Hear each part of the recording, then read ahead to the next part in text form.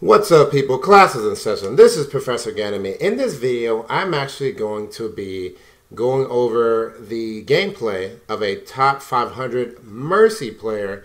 This is going to be EeveeA. I've actually started to play Mercy, and I'm going to be learning Mercy. And the reason I've started doing that, I might make a whole other video about it. But Lucio, just constantly playing Lucio is not appropriate in a lot of areas. In fact, it's really annoying to just play Lucio. There's a lot of situations where Mercy is just better in general. So I'm actually learning to know Mercy. And also, as I get better with Lucio, my game sense improves. It also translates into Mercy as well. So I'm just getting into it. I've been reading up a few guys. I've been watching a few guide videos, most notably EeveeA's interview with, I think it's Play Overwatch on regarding Mercy. Skyline's new recent video on Mercy in collaboration with EeveeA, and also I read his Mercy guide in Discord. I mean, he's top 500. He's one of the best Mercy, so I thought this would be the good place to start in terms of learning. So now what I'm going to do is I'm just going to watch one of his videos and analyze it, see what he does well, see what he does, and try to implement these habits into my own gameplay. So let's break it down. Let's break it down. So let's start. And as usual, I will be muting the sound. The thing about in this particular game, there's a lot of background noise. Like there's music. His team says a bunch of like talks, and not a lot of it is relevant to the actual game. He definitely does communicate with his team about very important stuff, enemy callouts, things of that nature. But a lot of the times, there's not very valuable communication, especially in this game. But this was a close game. This is why I picked it. So if there's any important call out that he makes, I'll just go over it. So immediately he starts off. It's a Eeveea. He starts off damage boosting the Eeveea, and then he turns around and moves back with his team and sees when they're hurt. Now you notice, just something to notice right off the bat is even though he is damage boosting and quote unquote pocketing the Eeveea, he doesn't really pocket Eeveea. He actually is always looking around for his team. He isn't just doing one thing. He's looking around, seeing who he can help, seeing who is going to get the most out of his kit at any one given time. He doesn't just, follow one person around. He's everywhere. He's anywhere he needs to be. He's bouncing back and forth between his team. Now you'll see this little subtle motion that he does with EeveeA will very rapidly flick back and forth between damage boosting and healing. That's because a person's damage only gets boosted upon contact. So with Eeveea's rockets, once she shoots the rockets, it only gets the damage boost when the rocket actually explodes and hits something. So between all that travel time, he doesn't need to be damage boosting her, so he can be healing or moving toward this in person. So those little small things, especially if you're actually good and quantify those and make sure that you're not wasting time by damage boosting someone who isn't actually doing damage. Like during Ferret's, when she's reloading or when she is about to shoot another rocket, you're actually finding something else to do. That'll save you a lot of times very efficient use of your time. So now he's going to move over to the Lucio, and notice his positioning here. He's kind of up here on the high ground. Now he's able to be in position to heal his monkey, moves around with his monkey. He has right here pretty much two people he's bouncing back and forth between. And you'll see that he bounces back and forth between targets multiple times. And there's a lot of reasons for that. The main reason is it makes him harder to track and harder to call out. So, in these high-level, top 500 Grandmaster games, the enemy likes to call out, oh, Mercy's over there at the top right, or oh, Mercy's back there. But if Mercy's constantly bouncing back and forth around the map, then, that call-out that they did will be outdated within like 2 seconds. So that's why he stays so mobile. Also allows him to put himself in a position to fly to whatever teammate needs his help, like this teammate over here who's being attacked by his Winston. Now his Winston, it calls for help. He runs up to try to get the healing on that Winston, but he does die trying to go help that Winston. And you'll notice that he does die quite a bit on Mercy, but that's okay. As long as he's getting a lot of value out of each individual life, he's still getting a lot of use out of the Mercy. And he's still able to get to top 500. He's still able to get to top 500 by just playing Mercy in every single game. All right, so now he one little small thing that he did, and you guys may have caught it, may not. The Reinhardt's about to throw the fire strike, And just real quickly, gets the damage boost on Reinhardt after he throws the fire strike. So just a small thing, but that kind of stuff does add up. Like if you see your soldier shooting the Helix rocket, those fire strikes, or your Roadhog gets a hook, stuff like that, giving a boost for, you know, maybe a half a second, maybe 1 second to give them the extra damage they need to maybe one-shot someone or do extra damage, get some extra damage. You're doing multiple things where you're damage boosting them. Not only are you getting ult charge for yourself, but you're also letting them gain ultimate charge for themselves and do more damage. And just note in this game how little he uses his pistol. He very, very rarely uses pistol. I say 99% of the time, 99.9% of the time, he's actually on healing. And he's actually, very against using the pistol for pretty much most, if not almost all situations. And you can read that in his guide, in his Discord. Like taking out the pistol, it just takes away from your healing, takes away from your damage boosting oftentimes. Even if you're like taking it out to like do harass, if you're not getting the kill, then you're just feeding the enemy team's ultimates. There's a number of reasons to not use the pistol. So he does focus on pretty much, even when he's being attacked, going to a target and damage boosting and healing them to take out the target he's being attacked by. And only in the most desperate situations will he pull out the pistol to protect himself or get a clutch kill, but very, very rare. All right, so he puts himself in a position where he can move easily back to a teammate. So his positioning is very deliberate. Now, he knows one thing, and I'm going to rewind it back to the point where he knows this. Okay, so at this point in the game, he is actually announcing to his team that he almost has ultimate, and he's saying we're sitting idle, and he's actually pushing them to move forward so they can actually get use out of their res. Now that he has his res, his team can be a lot more aggressive. They can basically go die on the point because he can just run in and get the 3-man res and have his team push forward with that. So when he has his ultimate, he's actually looking for his team to actually make a more aggressive play. Now I want to talk about this as well. After this 3-man res, he actually turns around. He sees that his Reinhardt, not his Reinhardt, but his Winston is moving behind. That is because he knows that the enemy team has a Symmetra and they have a Symmetra teleporter. And he knows that his Winston is going to try to find and kill that teleporter. So he's actually going to find his Winston to help him do that very important job. He's going to, you see he's damage boosting here. He's going to damage boost. He's also going to heal when needed. He's actually going to lead the charge. He notices the teleporter and he's able to call out the location of that teleporter because he was following Winston, and Winston picks up at least 2 kills here, a ton of kills here, because he was helping him out, and also pick up the kill on that teleporter. I'm not sure if Winston got it, but someone was able to pick up that teleporter because he was able to point it out, and then his team takes the point. So that was pretty good. Good stuff. Really good stuff here. All right, so now he's getting the heals on the Sphere, getting the heals on the Reinhardt. Good stuff, good stuff. He's getting now he's actually getting the damage boost on McCree because he's going around the corner with full health. I'm sure when he gets hurt, he'll switch to heal. But he's just staying back, moving this room. He knows the enemy team has a little harass damage going down. So look, notice his positioning here.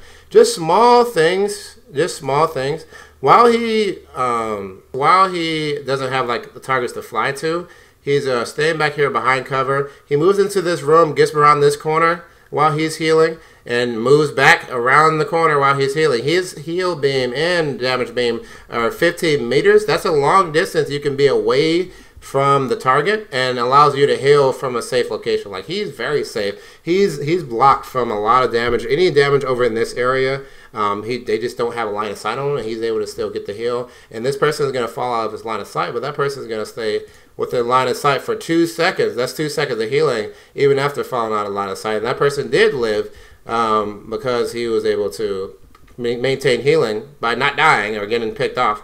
Now, you notice that he got a 2-man res here. The thing about this 2-man res is he actually does it quite a bit.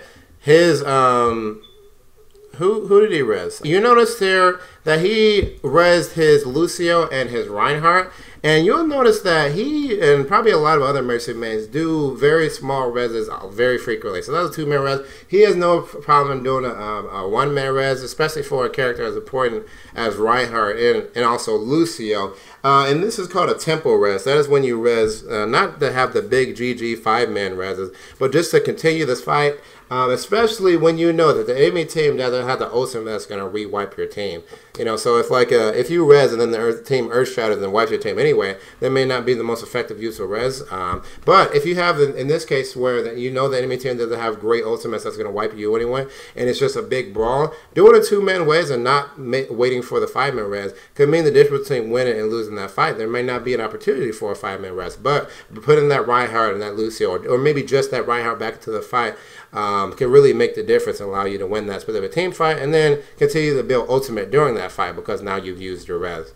So tempo reses are very situational. You'll see in the videos I'll link in the description, he says that tempo reses are very situational, but they can be very useful. And he actually does tempo reses way more than he does a big 4 or 5-man res. Alright, now I like his positioning here.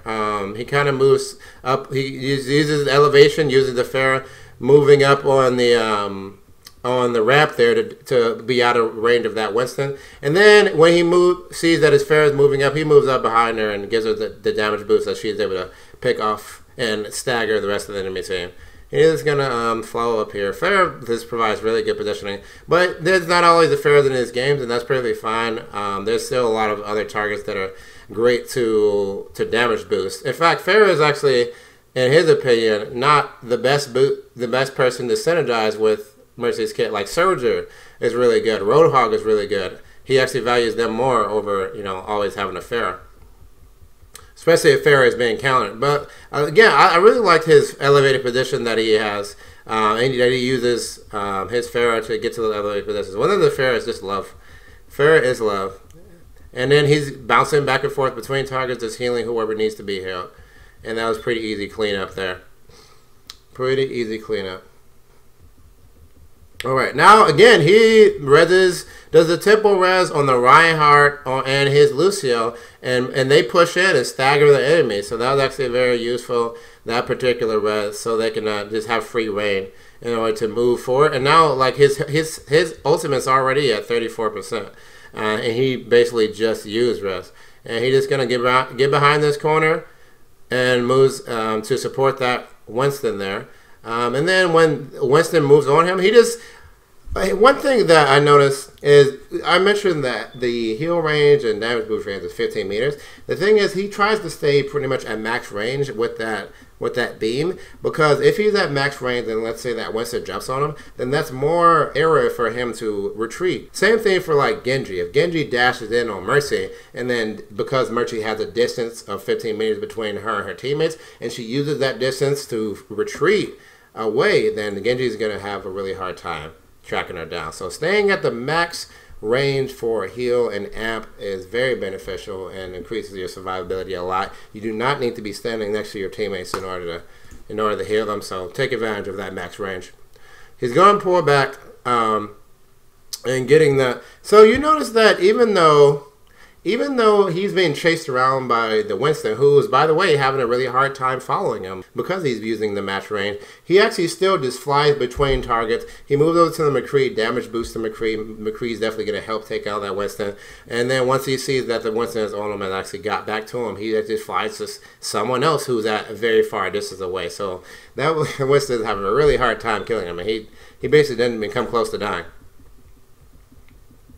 Doesn't even come close, really.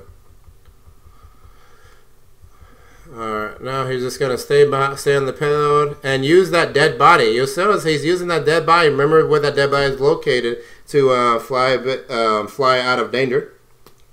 Going to move up and use Pharah's location to get to a very safe location and elevate it. And he moves in.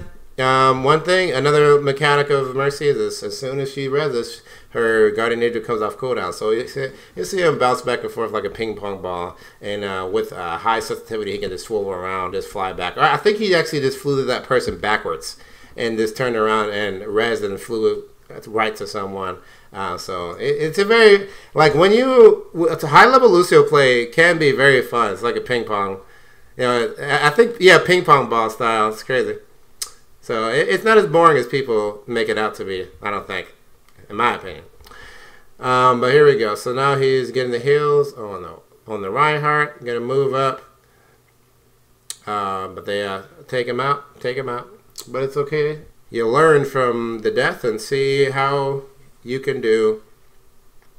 Like, you can see what you can be doing to improve after each death. Okay, now he's at around 70-75% ultimate charge. He is announcing, and he does that pretty consistently, that he will announce when he is near his ultimate, so he can actually push his team to be more aggressive. And that Genji jumped in on him, but there's really not much he can do about that if that Genji goes straight for him, especially with the Ana, Nano. But his team's still fighting there. Now he's going to come into the fight with the res, so he has the res if he needs it. And the thing about calling, I don't know if I went over this in depth enough, but the thing about calling that out to your team when you're at like 70 or 75% ultimate is that now they know they can be more aggressive. They'll go and be more aggressive. You'll get the healing, and most likely by the time the fight's over, you'll, in the middle of that fight, you'll get res because your team has been aggressive and taking damage that you can heal off to charge your ultimate. So it's one thing he uses there. He's going to hide away. He may res, may not. He does get that one-man tempo res, and then flies in immediately with his Pharah to be, again, very mobile at all times. And one thing he also calls out, which I notice is nice, is if he sees that a very important frontliner like Reinhardt is being damaged and is under pressure, he calls for his team to reinforce the Reinhardt and point out that the Reinhardt does need help. So just another small communication that he does from time to time, which is very helpful. One thing that he also calls out is even when he's dead, he does make call outs. So he was calling out that 3 enemies are down. He's calling out that Roadhog was on the cart, and just making general call outs because he's still useful. He still has a voice when he's dead. So that's maybe something you want to implement into your own gameplay. All right, you guys. Just want to point out that, again, I'm muting the sound because half of the callouts, like half of the voice communication in this game is unrelated to the game. But let me just, he is, in this last push, there's a lot of voice communication. So I will play it a little bit and try, hopefully it's not too distracting. They only have Zen for healing, Zen in front of cart. We have res. Down point, everyone who's gonna die. Okay. Die, motherfucker, die. Your support has arrived. Heroes never die. I shall see this payload safely to its destination. You guys got this? Can we help our Rhine? Help our Rhine? 60 seconds. I'm down. You guys got this? There's 3 down. They only have Zen for healing. Zen in front of cart. Oh my. Back out, monkey. Back out. Just fragged out. How are you a god at RuneScape? I'm the best. Yeah, their Genji's pushing us for some reason. Let's go, dude. We're 70 on res. 80. Okay, I'm not. We got a pick and we're about to have res. Go. We have 2 picks. Hog forward right.